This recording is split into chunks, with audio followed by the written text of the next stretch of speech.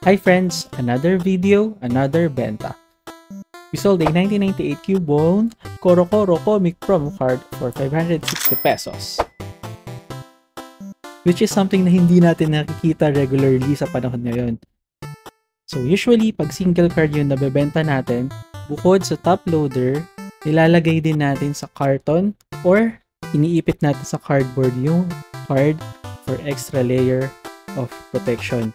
Kasi hindi naman natin alam na baka mamaya ma-mishandled yung item natin and baka ma-damage. By the way, alam nyo ba yung story ni Cubone? Is it something na masaya or is it something na malungkot? Kung alam nyo yung story ni Cubone, guys, comment it down below. Ayoko na lang mag-talk.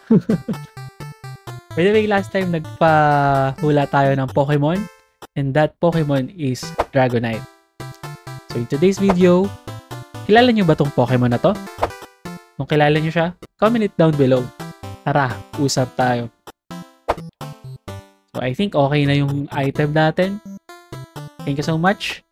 Salamat ulit sa mga nagko-comment, nagre-react, nag-share. See you again on the next one. Peace out. Salamat!